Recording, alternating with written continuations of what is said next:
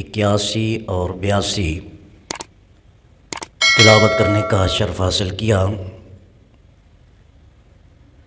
ان آیات بینات سے قبل اللہ تبارک و تعالی نے ارشاد فرمایا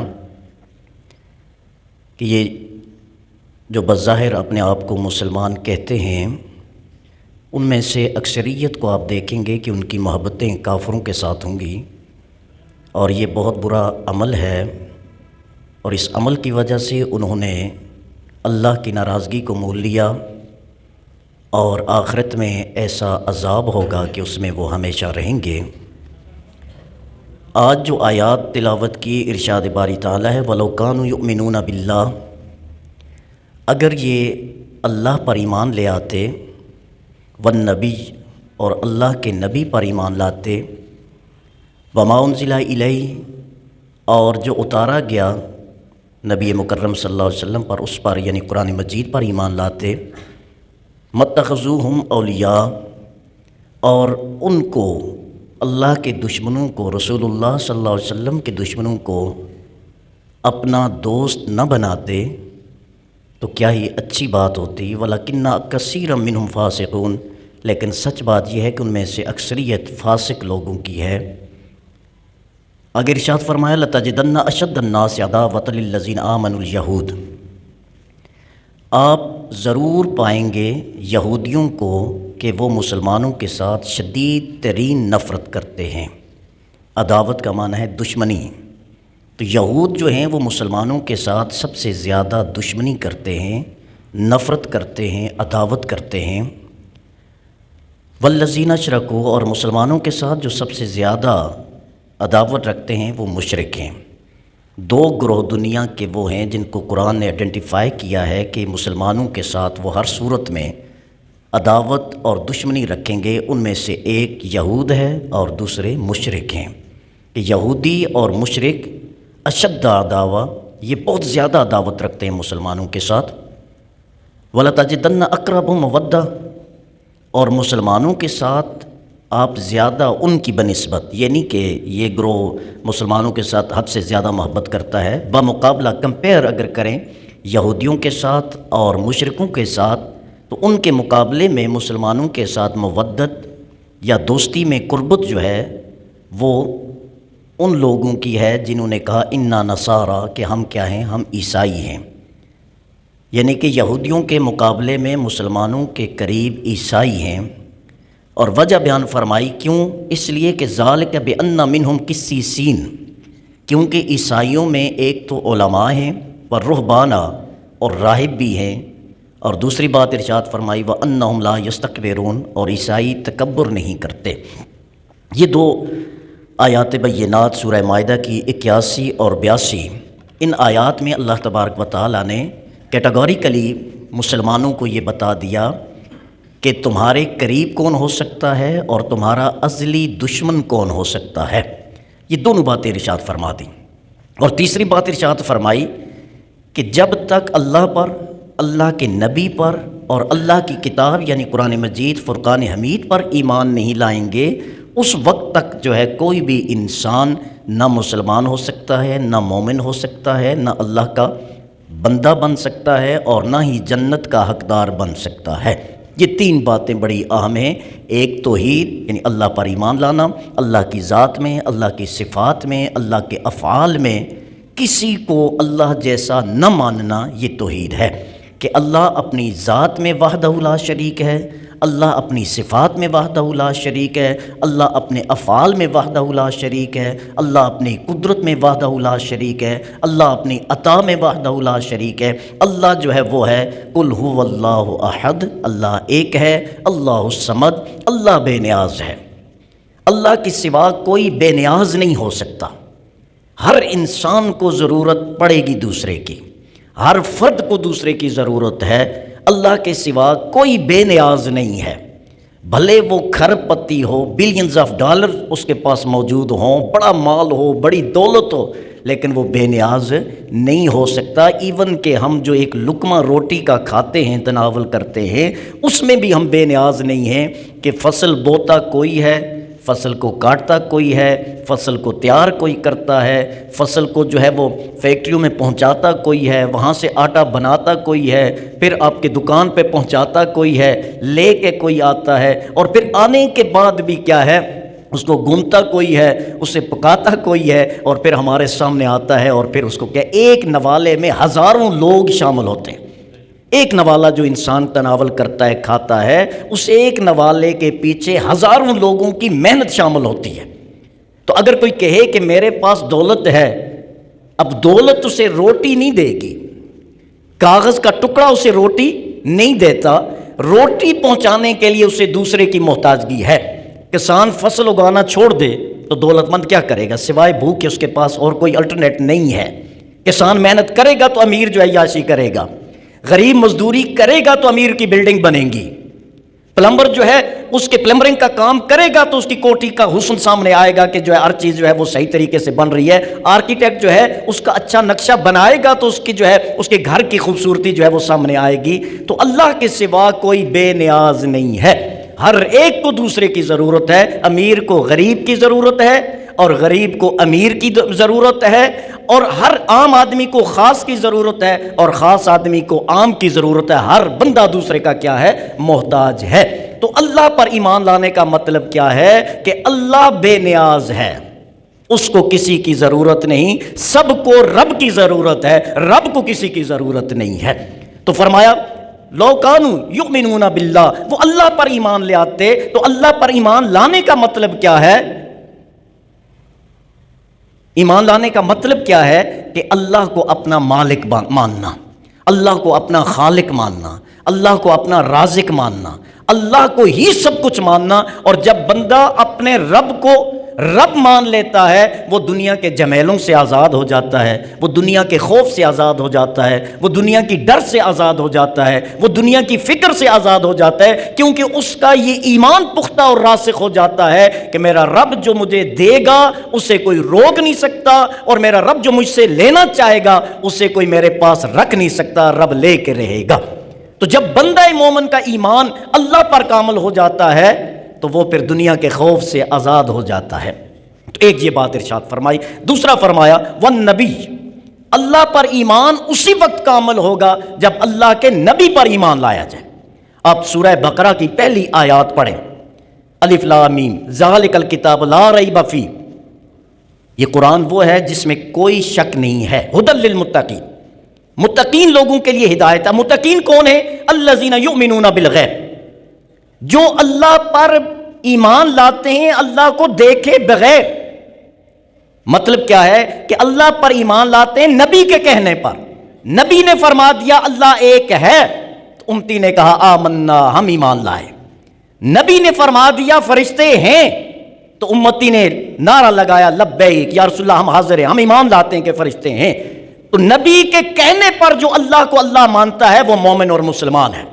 یہ ڈیفرنس کیا ہے یہود نصارہ اور جو ہے مسلمان اور مومن میں؟ وہ یہ ہے یہودی بھی کہتے ہیں اللہ ہے، اللہ کے قائل ہیں، عیسائی بھی اللہ کو مانتے ہیں، ایون کہ جو ہندو ہیں ان کا کنسپٹ، جو بت پرست ہیں، ان سے جب پوچھا جاتا ہے، قرآن بیان فرماتا ہے، ان سے جب پوچھا جائے کہ یہ بتوں کی پوجا کیوں کرتے ہو، ان کے سامنے سجدے کیوں کرتے ہو، ان سے منتیں کیوں مانتے ہو، تو وہ کیا کہتے ہیں؟ لِيُقَرِّبُونَا إِلَى اللَّهِ زُلْفَىٰ، ہم ان کے سامنے اس لیے جھکتے ہیں کہ یہ ہمیں اللہ کے قریب کرتے ہیں۔ تو کنسپٹ جو ہے ان کا بھی ہے کہ اللہ اللہ ہے، ہم ان بتوں کی پوجا کرتے ہیں کہ یہ اللہ کے ہمیں قریب کر دیں۔ اب دوسری طرف ہم سوچیں، یہودی بھی اللہ کا کنسپٹ رکھتے ہیں کہ اللہ ہے، عیسائی بھی کنسپٹ رکھتے ہیں کہ اللہ ہے، ہندو بھی مانتا ہے کہ اللہ ہے، اللہ ہے۔ پھر فرق کیا ہے؟ اگر یہی تھیوری ہے، کامن تھیوری ہے، تو پھر ہر بندہ مومن اور ہر بندہ مسلمان ہے۔ رب نے شرط لگا دی، کنڈیشنل فرما دیا کہ جو میرے نبی کے کہنے پہ مجھے اللہ مانے گا میں اس کا ایمان قبول کر لوں گا، ڈائریکٹ جو آئے گا اس کا ایمان قبول نہیں ہوگا۔ اس لیے اعلیٰ حضرت نے ارشاد فرمایا آج لے مدد ان کی، آج ان کی پناہ میں آج ہے، آج لے ان کی مدد، آج مدد مانگ، آج لے ان کی پناہ، آج مدد مانگ ان سے، کل نہ مانیں گے قیامت میں اگر مان گیا۔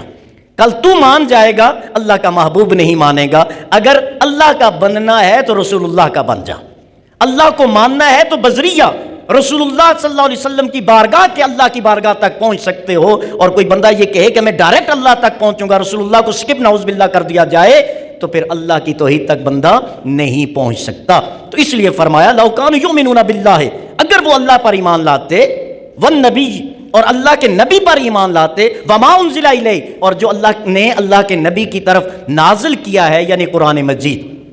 اب بات یاد رکھیں، اللہ پر ایمان لانا اور رسول اللہ صلی اللہ علیہ وسلم پر ایمان لانا، اس کی دلیل کیا ہے کہ یہ اللہ پر ایمان رکھتا ہے یہ بندہ، رسول اللہ صلی اللہ علیہ وسلم کی ذات پر ایمان رکھتا ہے یہ بندہ؟ دلیل کیا ہے؟ وما انزل الیہ، دلیل یہ ہے کہ جو اللہ نے اپنے محبوب پر کتاب نازل فرمائی ہے، کیا اس کتاب پر بھی ایمان ہے؟ یہ دلیل ہے. اللہ کسی نے دیکھا نہیں، رسول اللہ کی ذات 1450 سال پہلے ظاہری وصال فرما گئے. اب مسلمان کے پاس دلیل کیا ہے کہ میں مسلمان ہوں؟ تو دلیل اللہ کی کتاب ہے جو قیامت تک کے لیے موجود رہے گی. تو جو اس قرآن پر ایمان رکھتا ہے وہی اللہ پر ایمان رکھنے والا ہے، وہی رسول اللہ صلی اللہ علیہ وسلم پر ایمان. اب ایمان کی دو جہتیں ہیں. آپ سورہ عصر پڑھیں، بڑی چھوٹی مختصر سی سورہ مبارکہ ہے. اللہ کیا فرماتا ہے؟ والعصر، زمانے کی قسم، ان الانسان لفی خسر، انسان بڑے نقصان میں ہے. اب غور فرمائیں، اللہ فرماتا ہے انسان کیا ہے؟ نقصان میں ہے، خسارے میں ہے. خسر خسارے کو کہتے ہیں. بڑے خسارے میں ہے، بڑے نقصان میں ہے.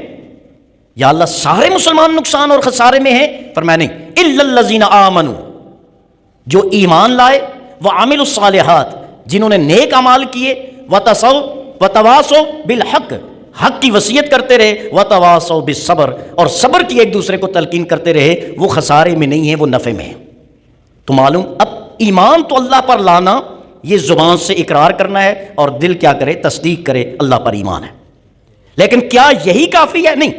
وعاملوا الصالحات، نیک اعمال بھی کرے گا. اب نیک عمل کا کیسے پتہ چلے گا کہ یہ نیک ہے اور یہ نیک عمل نہیں ہے؟ وہ قرآن مجید ہمیں بتاتا ہے. یہ کتاب لا ریب ہمیں بتاتی ہے کہ نیک عمل کون سا ہے اور برا عمل کون سا ہے، ایمان والوں کے اعمال کون سے ہیں اور غیر ایمان والے جو ہیں ان کے اعمال کون سے ہیں. یہ قرآن ہمیں بتاتا ہے.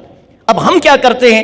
ہم قرآن سے نہیں پوچھتے، ہم جو ہے کبھی کس کو فالو کر رہے ہوتے ہیں، کبھی کس کو فالو کر رہے ہوتے ہیں، کبھی کہاں در بدر کی ٹھوکریں کا ہاتھ میں جو ہے کھا رہے ہوتے ہیں، کبھی کس طرف. تو اگر ہم قرآن سے پوچھیں ہمارے لیے بہتر کیا ہے، ہمارے لیے نقصان دہ کیا ہے، تو قرآن ہمیں ہر چیز بیان فرماتا ہے. اب آپ غور فرمائیں، ایک چھوٹی سی بات ہے کہ آپ کا دشمن کون ہے اور آپ کا دوست کون ہے، بڑا دشمن کون ہے اور چھوٹا دشمن کون ہے، قرآن یہ بھی بتاتا ہے.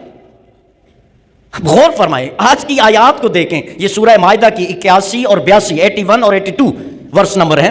اب غور فرمائیں، قرآن ہمیں یہاں تک بتاتا ہے کہ دشمن، عام دشمن کون سے ہیں، ان دشمنوں میں سے ہلکا دشمن تمہارا کون سا ہے، یہ بھی قرآن بتا رہا ہے. اب غلطی کس کی ہے؟ غلطی ہماری ہے، میری ہے، آپ کی ہے، ہم سب کی ہے، مسلمانوں کی ہے کہ ہم قرآن سے پوچھتے نہیں ہیں. یہ اب غور کریں، قرآن نے 1450 سال پہلے ہمیں بتایا کہ سورج اور چاند تمہارے لیے، سخر لکم الشمس والقمر، سورج اور چاند تمہارے لیے مسخر کر دیا. اب یہ ہمارے ایمان کا تقاضا ہے، اس کا کوئی مسلمان انکار نہیں کرے گا کیونکہ نص قطعی ہے. اللہ فرماتا ہے تمہارے لیے سورج بھی مسخر ہے، یعنی اس کو بھی اپنے کام میں لا سکتے ہو، اور چاند بھی تمہارے لیے مسخر ہے، تم اس کو بھی کام میں لا سکتے ہو، اس سے بھی بینیفٹ حاصل کر سکتے ہو. ہم نے کیا کیا؟ ہم نے آیت پڑھ لی، تراویح میں قرآن سن لیا، امام صاحب نے قرات کر لی، وہاں قرآن سن لیا، کوئی فوت ہو گیا وہاں قرآن پڑھ لیا، سن لیا، بچی کو رخصت کیا وہاں قرآن کو دیکھ لیا، اس کے سر پہ رکھ کے اسے رخصت کر دے. حالانکہ قرآن ان میں سے کسی کام کے لیے نہیں آیا ہوا، قرآن سمجھنے کے لیے آیا ہے، انسائکلوپیڈیا آف لائف ہے.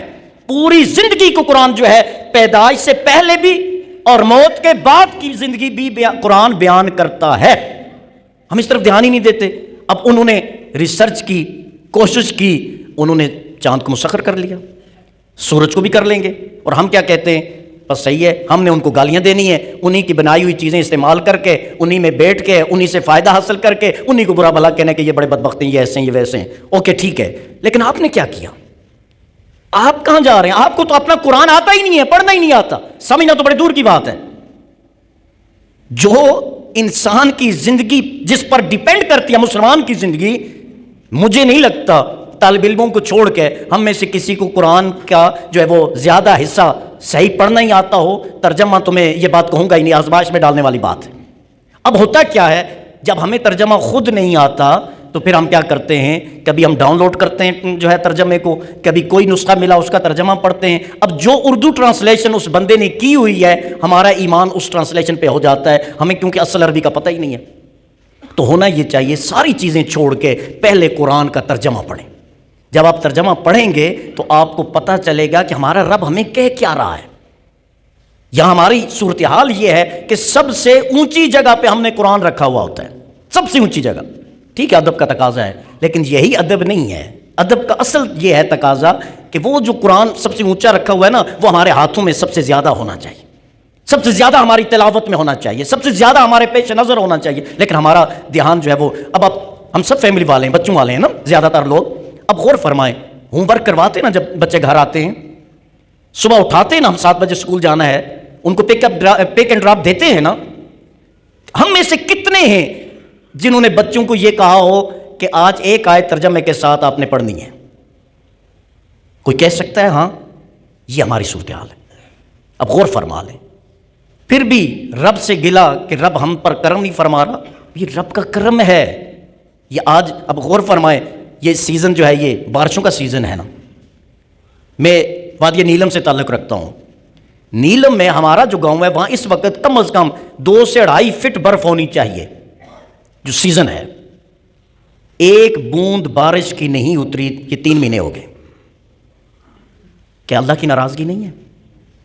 یہ جو ہم فوگ کا شکار ہیں، یہ جو دھند ہے، یہ خشک سالی ہے، جو بارش برس ہی نہیں رہی، یہ کیا ہے؟ اب میں قرآن سے آپ کو بتاتا ہوں، استغفروا ربکم انہ کان غفارا۔ حضرت نوح علیہ السلام کے واقعہ کو قرآن بیان کرتا ہے کہ جب ان کے لوگ ان کے پاس گئے کہ بڑی مشکل ہے، پریشانی ہے، کیا کریں؟ تو حضرت نوح علیہ السلام نے اللہ کی بارگاہ میں عرض کی کہ میں نے ان کو یہ نسخہ بیان کیا تھا، اور قرآن میں رب نے اس نسخے کو ہمارے لیے بیان فرمایا۔ استغفروا ربکم، اللہ سے معافی مانگو، استغفار کرو، انہ کان غفارا، اللہ بڑا بخشنے والا ہے۔ کر لیے تم نے برے اعمال، کر لیا اپنے رب کو ناراض، کر لیا اپنی تباہی کا سامان، لیکن اب بھی کچھ نہیں گیا، اللہ سے معافی مانگ لو، وہ بڑا بخشنے والا ہے۔ اب جب معافی مانگو گے تو ہوگا کیا؟ ایک تو بخشش ملے گی، دوسرا کیا ہے، بینیفٹس کیا ہیں؟ یرسل السماء علیکم مدرارا، پھر اللہ تم پر آسمان کو برسائے گا۔ یرسل السماء علیکم مدرارا، اللہ تم پر آسمان کو برسائے گا، بارش برسائے گا۔ وَيَجْعَلْ لَكُمْ جَنَّاتٍ وَيَجْعَلْ لَكُمْ أَنْهَارًا، پھر اللہ تمہارے باغوں کو بھی ہرا بھرا کر دے گا اور تمہاری نہروں کو بھی جاری کر دے گا۔ اب آپ غور فرمائیں، آج ہم دعائیں کر رہے ہیں یا اللہ ہمیں رحمت کی، کرم کی بارش عطا فرما، دعا تو ہم کر رہے ہیں لیکن طریقہ وہ نہیں اپنا رہے جو رب نے بتایا ہے کہ مجھ سے اگر مانگنا ہے تو پہلے معافی مانگو، پہلے استغفار کرو۔ وہ حضرت موسیٰ علیہ السلام، وقت شاید ہو گیا آپ کا، 2-4 منٹ میں معروضات ختم کر رہا ہوں۔ حضرت موسیٰ علیہ السلام کے دور میں خشک سالی ہو گئی، بڑے لوگ تنگ آ گئے۔ حضرت موسیٰ علیہ السلام نے حکم ارشاد فرمایا کہ بچے بھی آئیں، بوڑھے بھی آئیں، جوان بھی آئیں، مرد بھی آئیں، عورتیں بھی آئیں، جانوروں کو بھی لے کے آئیں، میدان میں اکٹھے ہوئے اور اللہ سے بھیک مانگنے لگے سارے، یا اللہ کرم فرما دے، رحم کی بارش نازل فرما دے۔ تو حضرت موسیٰ علیہ السلام پر وحی نازل ہوئی کہ تمہارے اس مجمع میں ایک شخص ہے جو بڑا گناہ گار ہے، بڑا نافرمان ہے، وہ جب تک اس مجمع میں ہے تمہاری دعا قبول نہیں ہو سکتی، تم پر بارش کا نزول نہیں ہو سکتا۔ حضرت موسیٰ علیہ السلام نے اعلان کیا کہ جو گناہ گار ہے محفل سے، اس مجمع سے، اس مجلس سے، اس گراؤنڈ سے باہر ہو جائے، نکل جائے۔ اب وہ بندہ جو گناہ گار تھا وہ دل ہی دل میں پریشان ہوا کہ باہر نکلوں گا تو رسوائی ہے، رکا رہا تو میری وجہ سے سارے لوگ تباہ حال ہو رہے ہیں۔ اس نے وہیں کھڑے کھڑے اللہ سے معافی مانگی کہ یا اللہ پہلے گناہ معاف فرما دے، آئندہ تیری نافرمانی نہیں کروں گا، پہلی غلطیاں معاف فرما دے، آئندہ گناہ نہیں کروں گا، وعدہ کیا پکا۔ بارش کا نزول شروع ہو گیا، بارش برسنا شروع ہوگی۔ موسیٰ علیہ السلام نے اللہ کی بارگاہ میں عرض کی، اے مالک الملک، ارشاد تو یہ تھا کہ جب تک وہ بندہ اس مجمع سے نکلے گا نہیں اس وقت تک بارش نہیں ہوگی، اس مجمع سے تو کوئی نکلا ہی نہیں ہے، پھر بارش کی نعمت کیسے؟ تو اللہ نے فرمایا موسیٰ اسی بندے کی وجہ سے تمہیں بارش عطا کی گئی ہے، اسی گناہگار کی وجہ سے تم پر رحمت کا نزول ہوا ہے، کیونکہ اس نے مجھ سے دوستی کر لی ہے۔ تو کیا ہم اللہ کے دوست نہیں بن سکتے؟ ہم اللہ سے دوستی نہیں کر سکتے؟ ہم اللہ سے معافی نہیں مانگ سکتے؟ تو آئیے دل سے اللہ سے معافی مانگتے ہیں۔ جب اللہ کی بارگاہ میں بندہ جاتا ہے میرا رب بڑا خوش ہوتا ہے اور معاف کر دیتا ہے۔ یہ دنیا کا کوئی بندہ نہیں ہے کہ غصہ آ گیا تو پھر کبھی معاف نہیں کرے گا، نہیں، رب ہے۔ اس کی بارگاہ میں جب بندہ شرمندہ ہو کے جاتا ہے نا، وہ بڑی محبت سے پیش آتا ہے، وہ بڑا کرم فرماتا ہے۔ تو اس لیے ارشاد فرمایا کہ یہ جو یہودی ہیں یہ مسلمانوں سے زیادہ عداوت رکھتے ہیں، عیسائی جو ہیں وہ مسلمانوں سے بنسبت یہودیوں کے کم عداوت رکھتے ہیں۔ وجہ کیا ہے؟ قسیسین، ان میں علماء ہیں۔ قسیس جو ہے نا، قسیسین جمع ہے، اس کا معنی یہ ہے کہ اذا تتبع الشیء فطلبہ، کہ کسی چیز کی خواہش کی اور اس کی طلب میں لگ گیا، اسے قسیس کہتے ہیں۔ اللہ کی طلب کی، پھر اللہ کو جاننے کے لیے اللہ کی کتابیں پڑھنا شروع کر دیا، اللہ کے احکامات پر عمل پیرا